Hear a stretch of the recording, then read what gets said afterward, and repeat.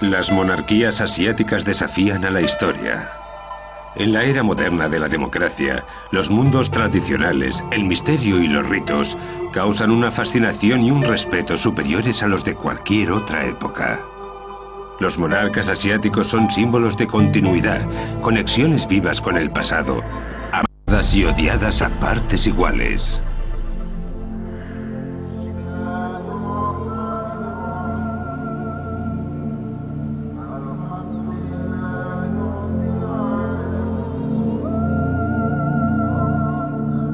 En la costa norte de la tercera isla más grande del planeta, Borneo, yace uno de los reinados más pequeños del mundo.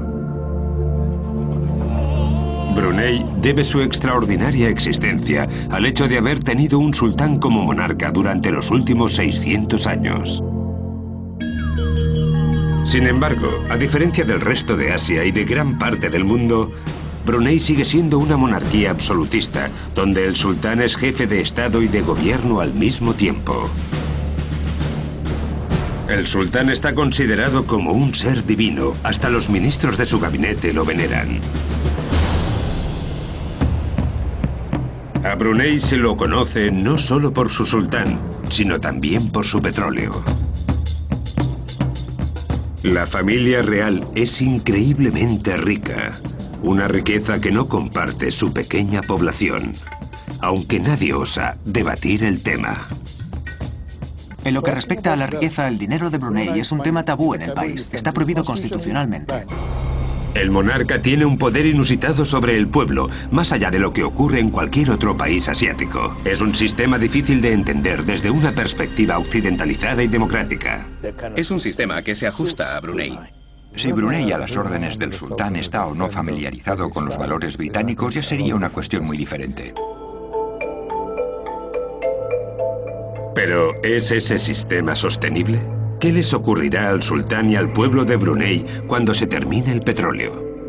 ¿Resistirá este diminuto estado ante el avance de la democracia, ahora que casi todos sus vecinos se han pasado a ella?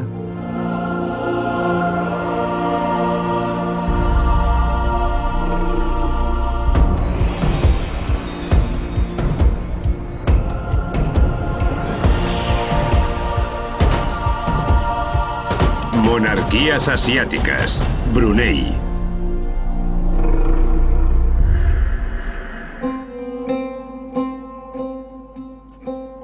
Brunei es solo uno de los 6 países que quedan en el mundo con un régimen de monarquía absolutista.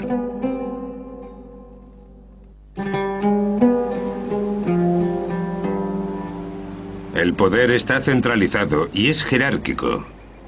Los partidos políticos y las elecciones brillan por su ausencia.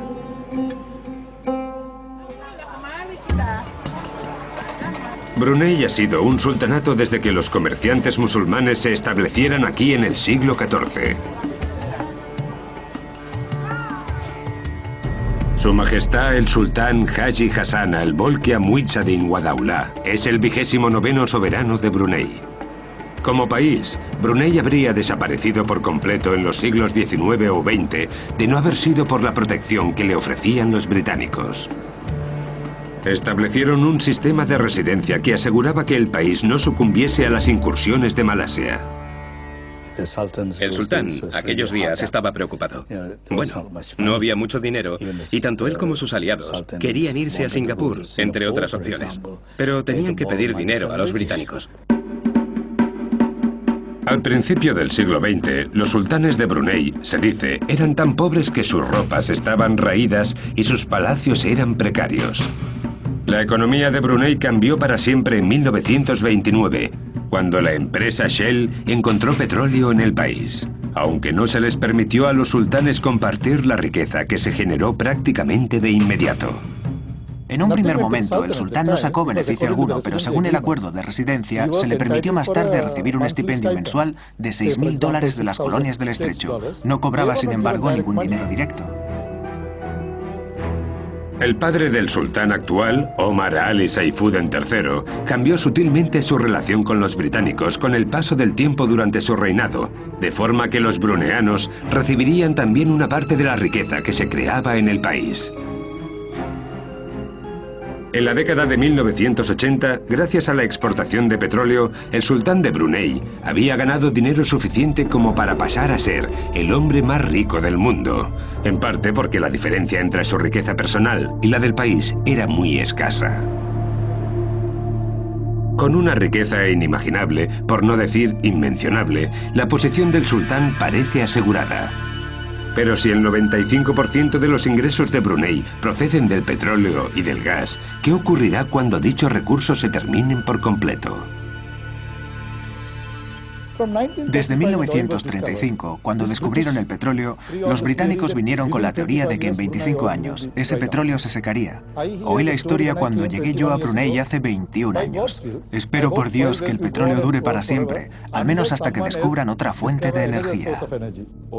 El petróleo y el gas no durarán para siempre. Por eso es tan importante desarrollar un sistema de inversión en el país. Ha sobrevivido porque es un país pequeño con muy poca población. Pero si se invierte de una manera adecuada, debería de ser capaz de vivir de sus inversiones en un futuro cercano. La ingenuidad humana no tiene límites. Siempre nos hemos preocupado por cosas que luego no sucedieron. Encontraremos alternativas. El desarrollo de Brunei es, de momento, insostenible. Necesitan invertir en otras áreas y rápido.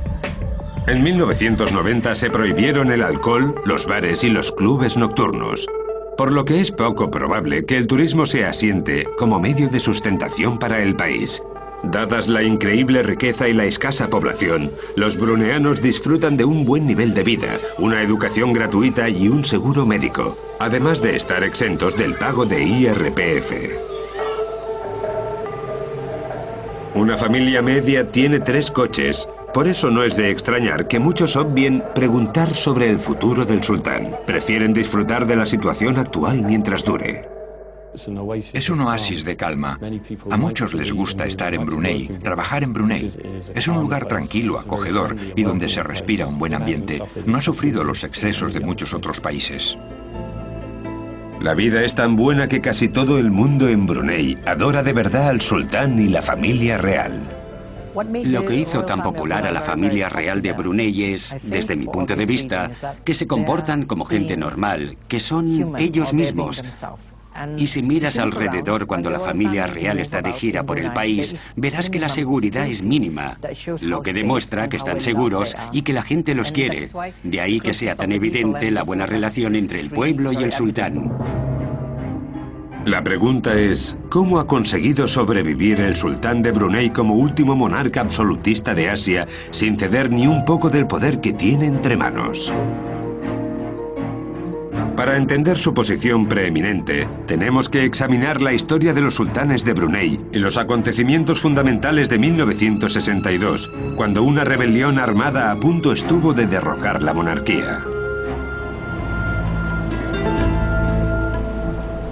Brunei Bay era un puerto relevante en el siglo IX, pues los comerciantes de China y Oriente Medio lo usaban como punto de llegada y para comprar importantes bienes de la selva. La historia del sudeste asiático en los primeros siglos se basaba en lo que hemos llamado talasocracia. Son reinos del mar, digamos, que no están controlados con respecto a la tierra, sino con respecto a las rutas comerciales. Se rigen por los objetos comerciales más demandados. El primer sultán fue presuntamente Alak Betatar, que reinó desde 1363 y se hizo llamar Sultán Mohamed. Se casó con un miembro de la familia real de Johor y se convirtió al Islam. Por aquel entonces, igual que ahora, los bruneanos vivían en el mar, en aldeas sobre el agua, para huir del sofocante calor de la tierra seca.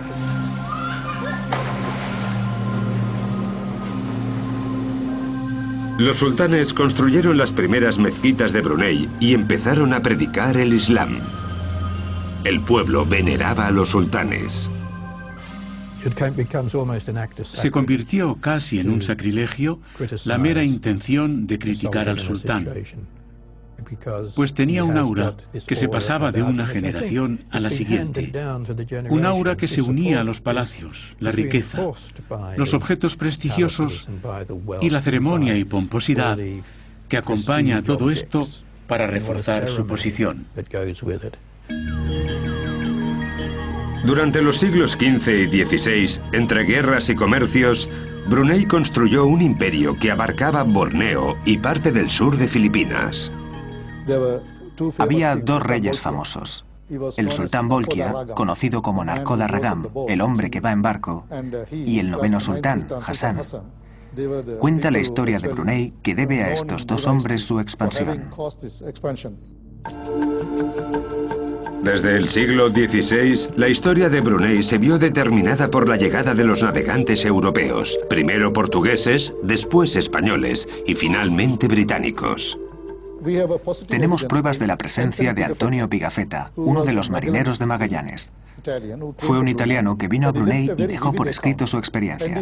Habló sobre cómo la gente de Brunei bebía en copas de oro y llevaba ropas muy caras, y cómo lo invitaron a una comida de 54 platos diferentes. Brunei alcanzó un nivel de opulencia tal gracias, sobre todo, a las rutas comerciales. Saber establecer y mantener el mercado de las especias fue lo que convirtió al país en un lugar de gran importancia táctica a ojos de los europeos.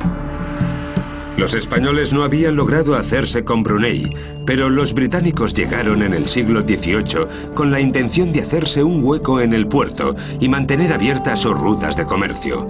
Por aquel entonces el imperio de Brunei empezaba a decaer.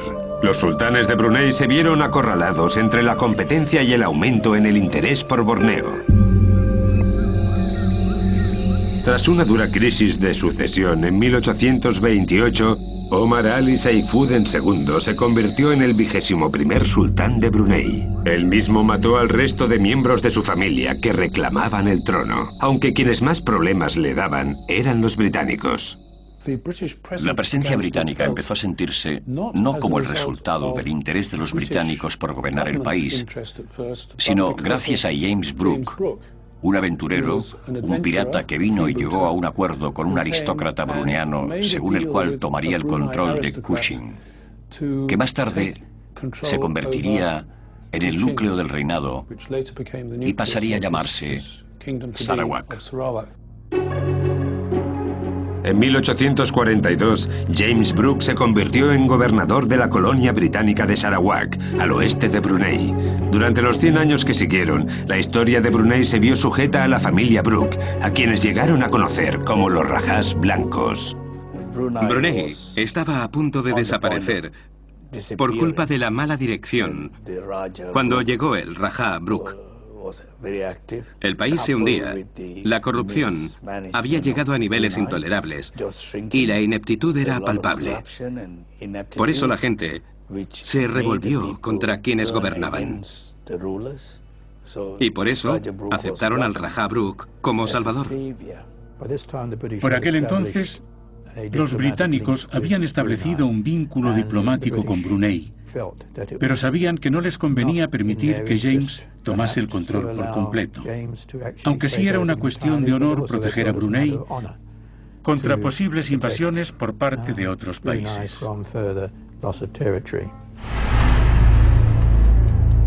Brunei corría el peligro de desaparecer del mapa por completo. Charles Brooke, sobrino de James y ahora un rajá renegado, navegó río arriba por el Limbang de Brunei, reclamando el territorio como suyo. Su objetivo final era hacerse con el poder.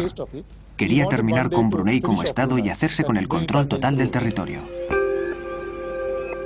En 1888, el sultán Hashim firmó un acuerdo de protectorado con los británicos para asegurar la existencia de Brunei como país, a pesar de su diminuto tamaño.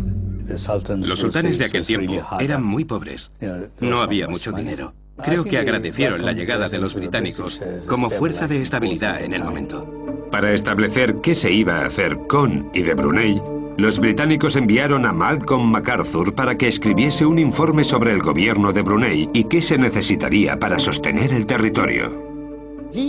Escribió un informe en 1904 y lo llamó Informe MacArthur. En él exponía sus dos puntos de vista principales. Brunei corría el peligro de sucumbir ante Sarawak, aunque argumentaba que si eso ocurría, todo sería una farsa, porque, al igual que Inglaterra, Brunei también estaba regido por una monarquía antigua.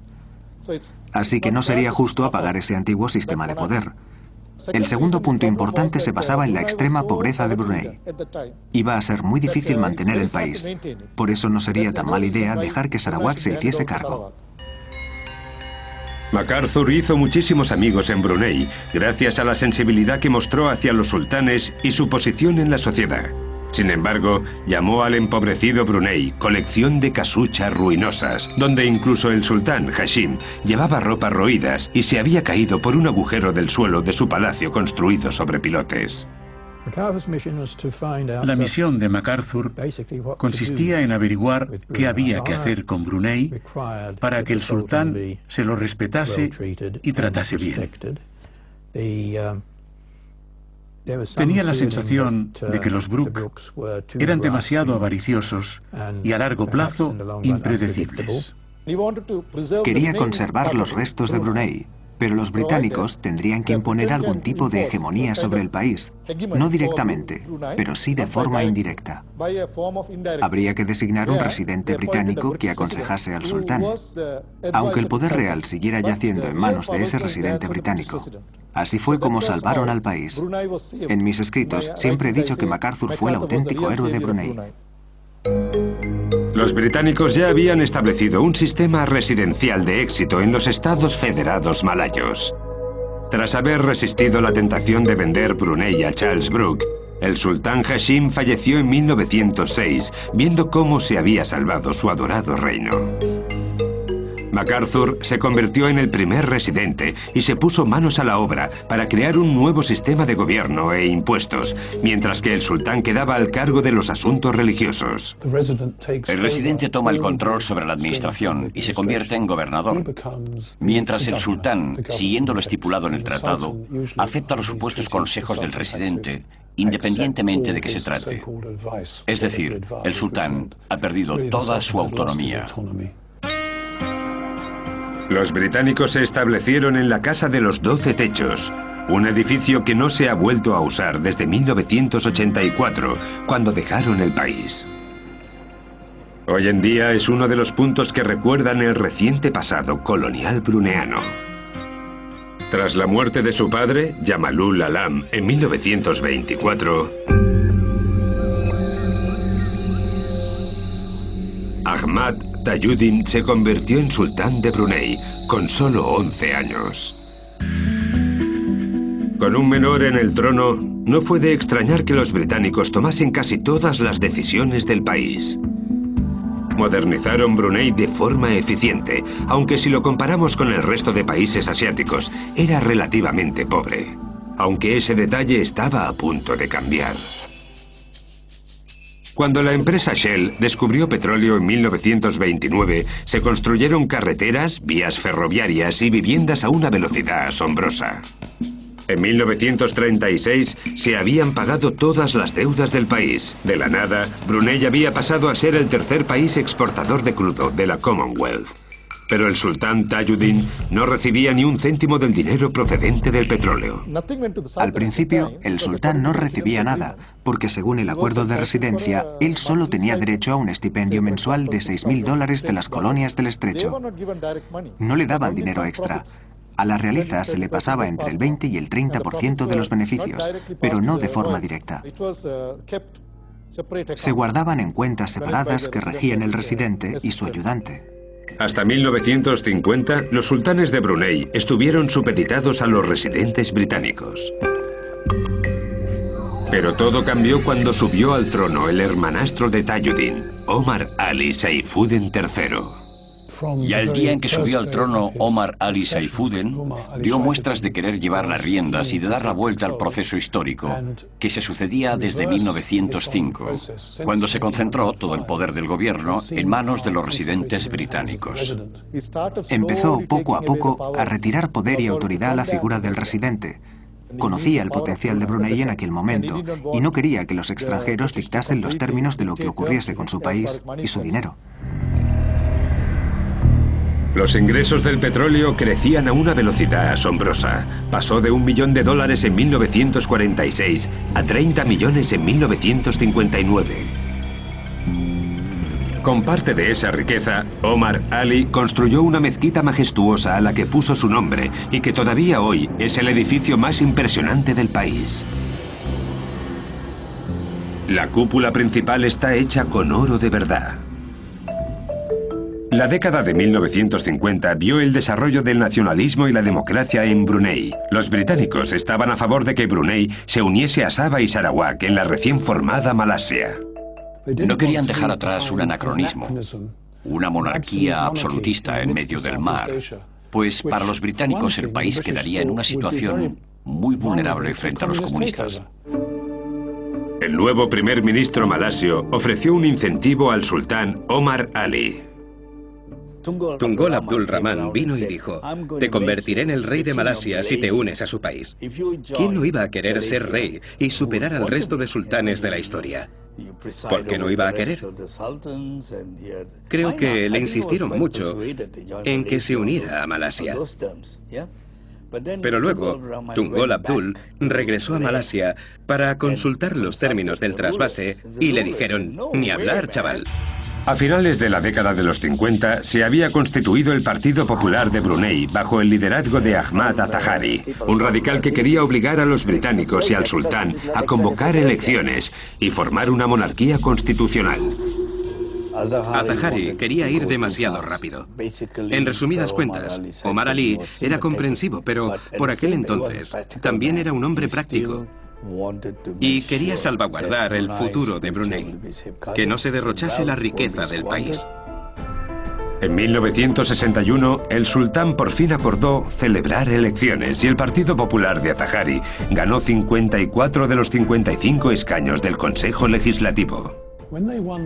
Con una victoria tan apabullante, la pregunta que surgía era si se debería convocar el Consejo Legislativo para permitirle aprobar una resolución anti-malaya.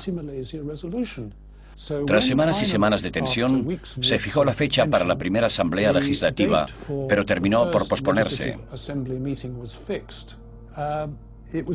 No estaba permitida la resolución sobre la que querían dialogar. Y el Partido Popular de Brunei culpó al sultán y al residente por negarse a aceptar un debate sobre la resolución anti-malaya. Para Azahari, que creía tener el apoyo de Indonesia, fue la gota que colmó el vaso.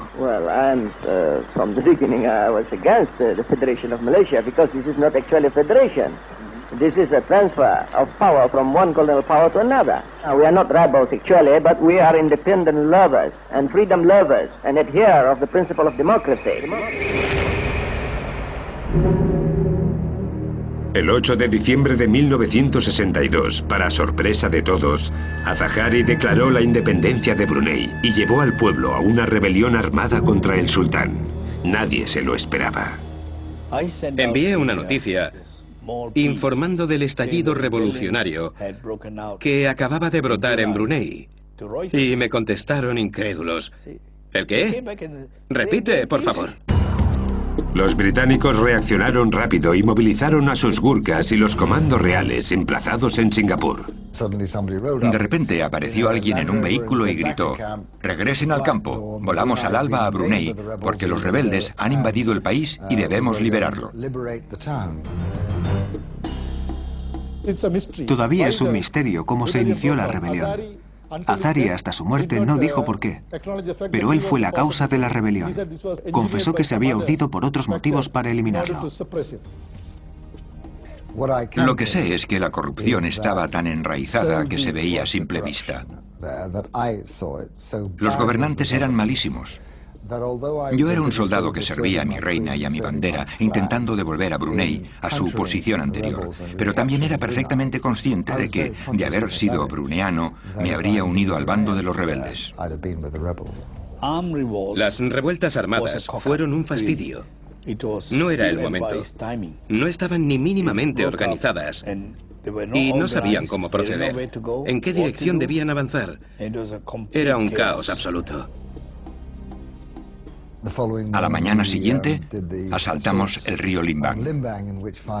5 de mis compañeros fallecieron y otros 5 resultaron heridos. Yo participé en el asalto a Laos con la 5ª División de Sarawak y salimos al rescate de la gente del distrito que se vio sorprendido con una ginebra rosa en la mano. Me gusta creer que era un vaso de ginebra, pero creo que tenía un revólver encima, que los rebeldes lo habían rodeado y amenazado y que él había salido diciendo: «Soy el representante de Su Majestad la Reina, ríndanse». Y así lo hicieron.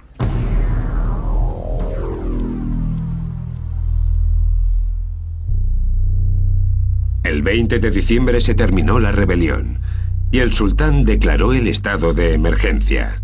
Algo que, por increíble que parezca, todavía sigue activo hoy en día. Una paranoia que dura ya casi 60 años.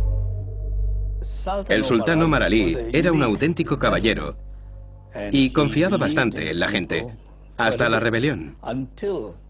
Lo invadió tal pena que su perspectiva cambió por completo. Se volvió paranoico porque siempre había confiado en su gente hasta el extremo. Y de repente tenía la sensación de que todo el mundo le daba la espalda. Lo habían decepcionado.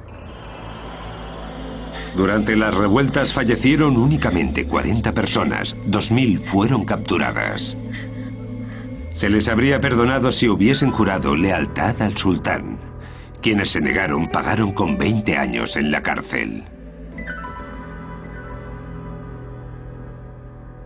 En 1962, el sultán Omar Ali Saifuddin III llevó a cabo un experimento democrático que salió fatal. Cuando vio que los resultados no eran los que él esperaba, disolvió la legislatura, lo que desencadenó una rebelión inesperada. Solo necesitaron 12 días para aplastar las revueltas.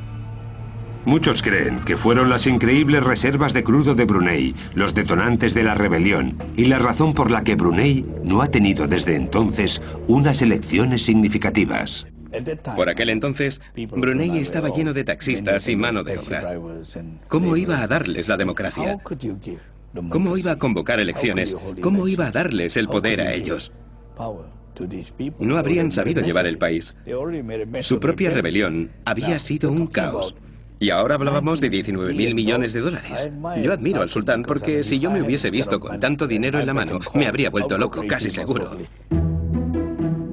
En la década de 1960, el gobierno británico quería que el sultán convocase elecciones para que Brunei se volviese un país independiente. Los británicos querían que el sultán diese un paso hacia adelante, hacia el autogobierno, pero tenía que ser un gobierno democrático. Querían establecer una monarquía constitucional. El sultán, sin embargo, se mostraba reticente. Temía que sin la presencia británica en Brunei, el país fuese susceptible de recibir ataques hostiles de sus vecinos. Pero al mismo tiempo, Omar Ali quería que los británicos le garantizasen el control absoluto de las finanzas del país. Al final, los británicos lo pusieron entre la espada y la pared. Y dijo: mirad, si no accedéis, me voy, abdicaré. Pero su plan no funcionó, porque le contestaron sin dudarlo: si quieres irte, vete.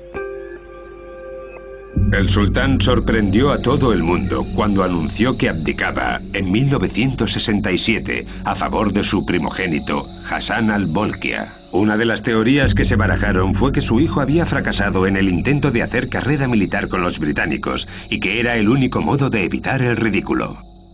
Yo puedo deciros la razón oficial. El sultán Omar creía que su hijo necesitaba un entrenamiento especial y adecuado en política, y que él ya había tenido bastante. Él había fundado el reino y gastado dinero, había facilitado la elaboración de una constitución y con ayuda británica había vencido las revueltas. Su hijo era un buen hombre y sabría cómo continuar con su labor. Le había dicho que sin duda iba a tomar las riendas del gobierno y que aprendería a ser sultán.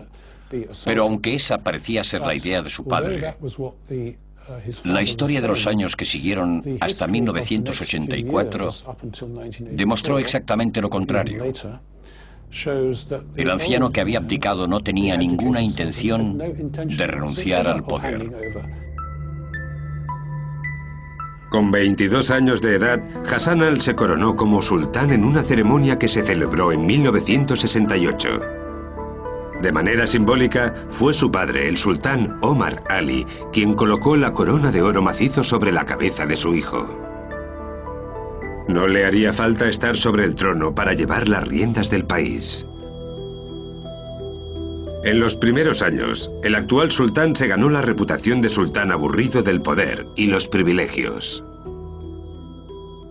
En muy poco tiempo se dio cuenta de que era una vida fácil, sin responsabilidades, excepto que debía aparecer en ceremonias y otros eventos.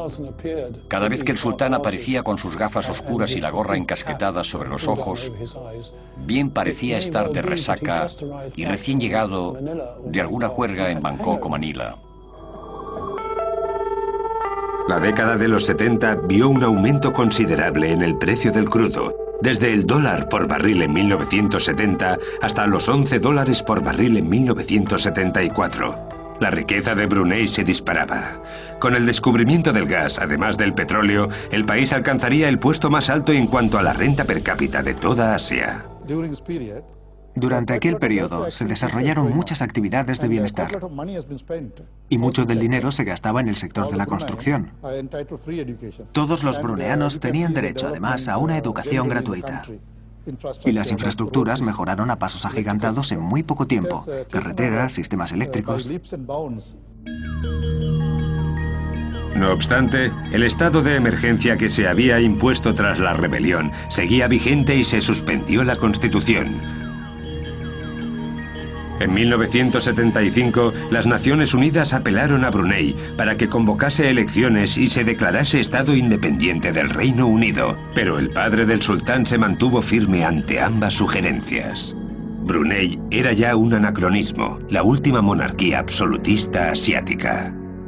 Cuando Hassan al-Bolkiah llegó al poder, todos lo miraron y dijeron: «Oh, Dios mío, se ha ido el señor Omar.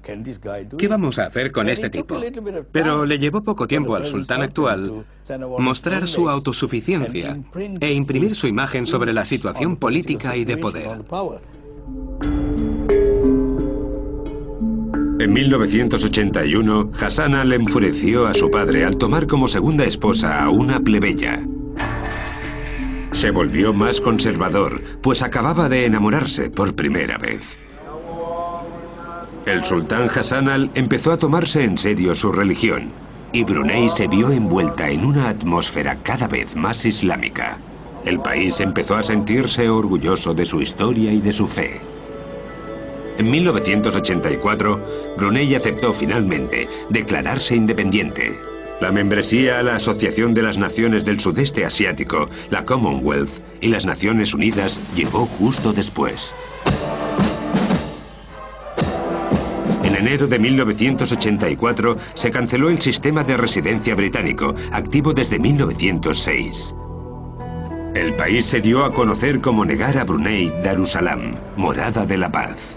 Y el sultán se convirtió en primer ministro y ministro de Defensa.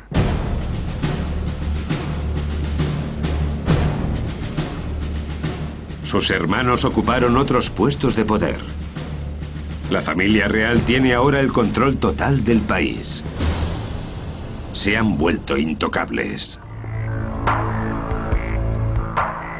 Con la independencia de 1984, el sultán Hassan al-Bolkiah asumió el control total de Brunei. Las ingentes reservas del país que habían sobrevivido bajo el control de los británicos quedaron de repente a su merced.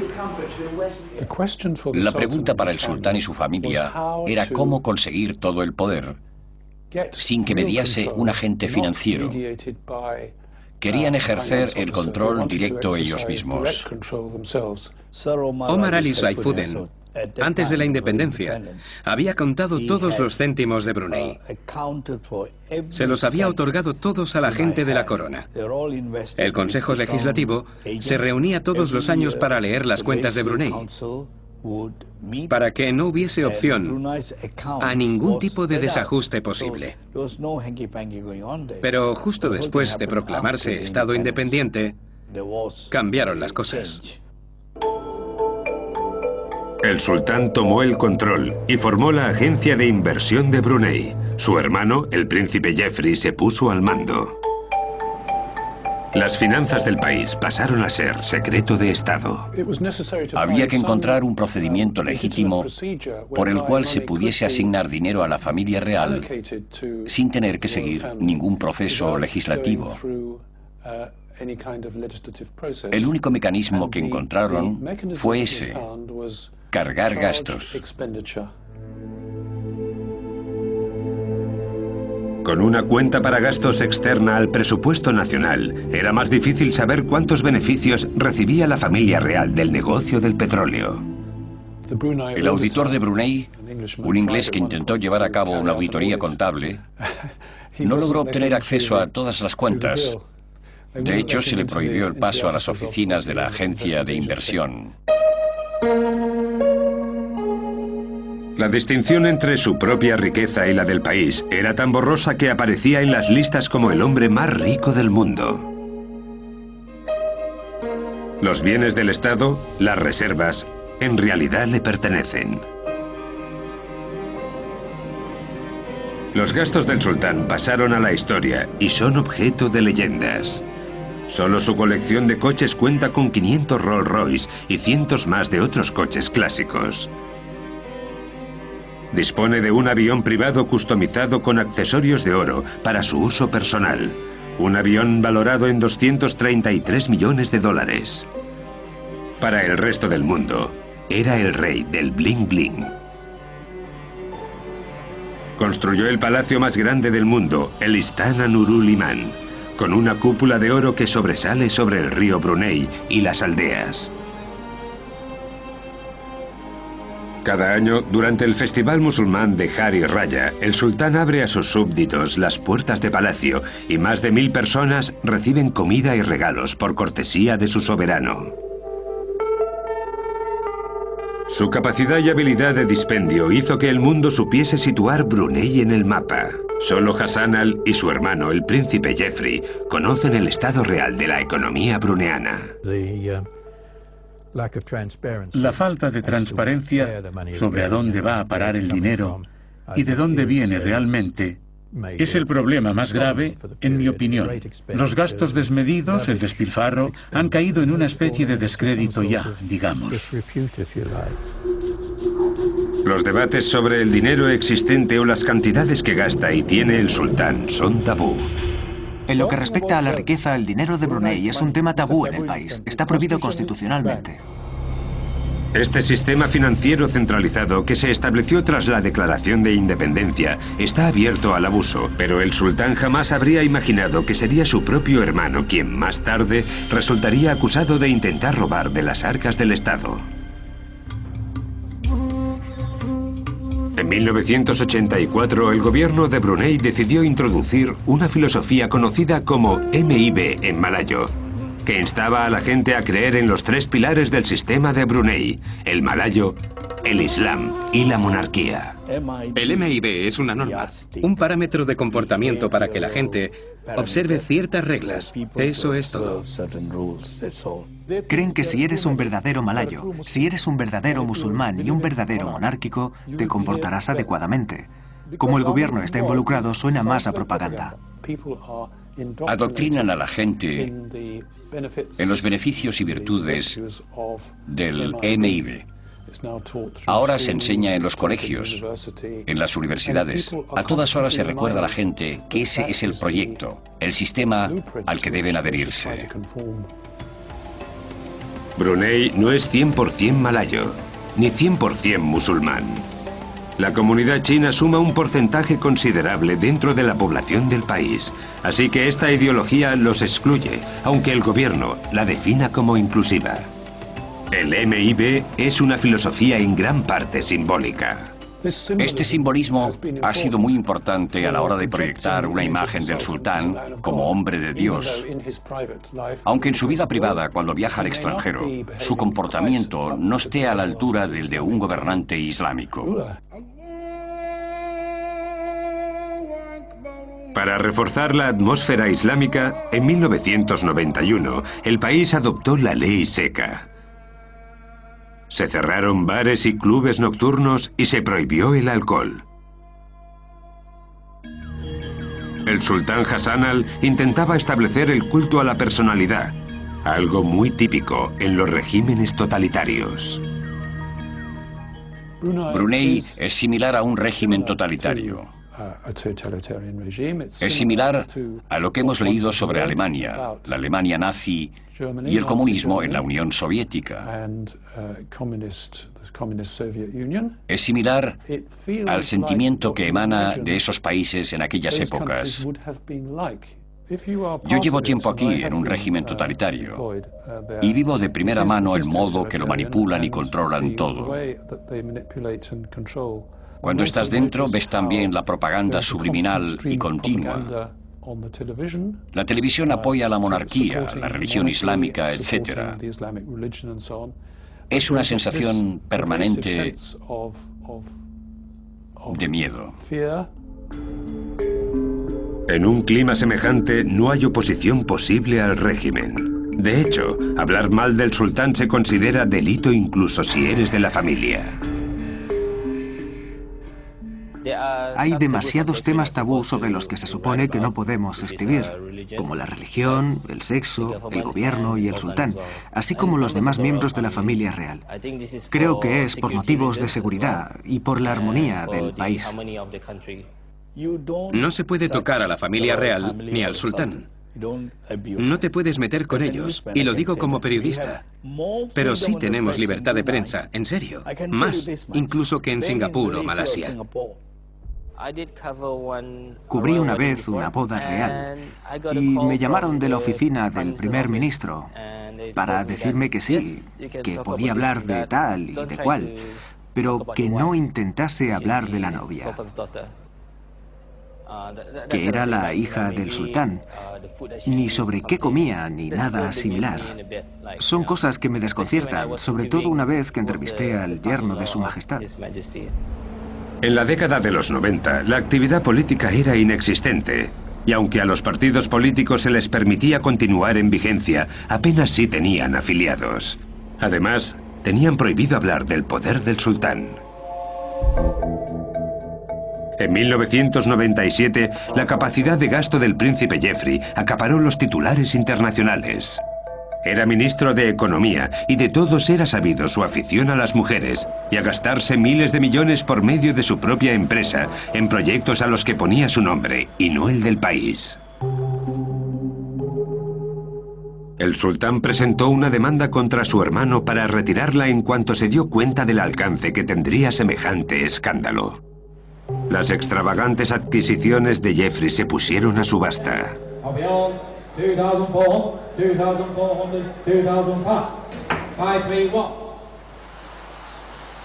Los dos proyectos más famosos del príncipe Jeffrey se construyeron uno al lado del otro. Cuando abrió por primera vez el parque Yerudong, las visitas ascendían a más de 5.000 personas al día. Pero ha caído en desuso y en la actualidad la media de visitantes diarios no supera los 200. El segundo proyecto fue uno de los hoteles más caros del mundo. Un imperio de 600 habitaciones con revestimientos de oro en las paredes y un precio por noche de $14.000. Tengo entendido que es un proyecto que necesita funcionar a pleno rendimiento durante unos 100 años para poder recuperar la inversión inicial. Y Brunei no cuenta con un sector turístico tan estable y productivo. Además, la mayoría de los turistas que vienen no pueden permitirse dormir en semejante hotel.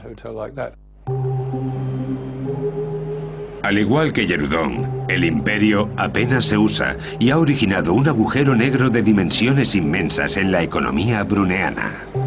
Brunei está plagado de proyectos a medio empezar que el príncipe Jeffrey no llegó a completar nunca. Era muy ambicioso. Y lo que está ocurriendo aquí en Brunei es, en cierto modo, lo que está pasando también en Dubái. El príncipe Jeffrey empezó a construir muchísimos palacios, muchos pisos y un montón de edificios de ensueño totalmente inútiles para Brunei. El sultán lo acusó de malversar $15 billones de las cuentas del país. Los escándalos relacionados con el uso del dinero en el pasado debilitaron el prestigio de la monarquía.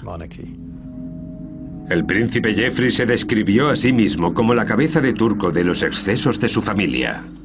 Estoy seguro de que el sultán se sintió profundamente traicionado por Jeffrey. Y es que era habitual en él confiar al máximo en las personas. Confiaba en los oportunistas internacionales como Khashoggi, Al-Fayed, pero nunca había tenido motivos para desconfiar tampoco. Sin embargo, en el caso de su hermano, creo que se dio cuenta del error o los riesgos de su conducta. Creo que fue algo que le afectó muchísimo.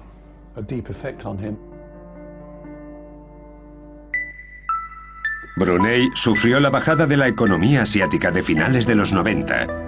Y de ser un país con unas reservas increíbles y un presupuesto con superávit, se encontró de repente bajo de fondos. Llegó a su fin la era de los gastos desmedidos. El sultán se volvió mucho más cauto en cuanto al dinero. Y como dejó de confiar en la gente, se hizo cargo del Ministerio de Economía que llevaba su hermano para controlar de cerca los fondos del Estado. Deberíamos recuperar la transparencia total en lo que respecta a la riqueza de Brunei. Deberíamos saber a dónde va el dinero, en qué se invierte y qué se está haciendo con él. De lo contrario, seguirá habiendo problemas como lo ocurrido con el príncipe Jeffrey y la malversación de fondos. En 2004, el sultán se declaró infalible e inmune a la justicia. Liberado de los señores coloniales de Brunei, hoy en día su poder no tiene límites. Brunei ha sido muy bueno para el Reino Unido. Hemos trabajado duro para ayudar y apoyar sus fuerzas armadas. Por eso Brunei se considera amigo británico. Ahora bien, si Brunei, a las órdenes del sultán, se considera amigo de los valores británicos de la democracia, la libertad y la habilidad de expresar la opinión propia, ya es una cuestión muy diferente. El sultán ha sobrevivido a más de 4 décadas sobre el trono. Muchos ya no pueden imaginar que algún día lo tenga que dejar. Su Majestad es un padre, un líder, un amigo y, lo que es más importante, un bruneano. Su Majestad lo es todo en uno. Siente lo mismo que siente su gente. A mí me parece realmente impresionante lo que ha hecho por el país y a veces deseo que se quede mucho tiempo más como sultán, todo lo que pueda. No hay que olvidar que lleva ya 40 años al mando. También me sorprende la relación fuerte y sólida que ha logrado mantener con otros países. En entrevistas recientes, el sultán ha admitido que el sistema actual de control absoluto no puede existir para siempre. Sabe que las cosas tienen que cambiar y ha llegado a decir, cuando llegue el momento, yo también cambiaré. Creo que el país irá avanzando hacia la monarquía constitucional a su debido tiempo. El pueblo tiene que aprender a participar en el gobierno de su propio país. De momento, la última monarquía absolutista de Asia parece segura. Su gente es feliz y quiere que las cosas sigan como hasta ahora. Estamos acostumbrados a este sistema político. Si tuviésemos que cambiar ahora, todo el país se resentiría. En un futuro inmediato, creo que sí, que los bruneanos dirían, nos gusta nuestra vida, aquí vivimos bien, si las cosas funcionan, no las cambiéis. La monarquía de Brunei ha sido una gran influencia. Tanto el sultán actual como el que lo precedió han sido lo mejor que le pudo pasar a Brunei. El hombre al que los bruneanos llaman SM es un gobernante benévolo que de verdad desea lo mejor para su gente. Una población que está en deuda con él y con su capacidad para controlar el poder. ¿Logrará sobrevivir esta dinastía cuando se termine el petróleo y las nuevas generaciones intenten avanzar hacia posiciones de poder? ¿Cuánto tiempo más lograrán esquivar la política? Son preguntas que solo el sultán sabría responder. De momento, él y parece que su gente están contentos con el status quo.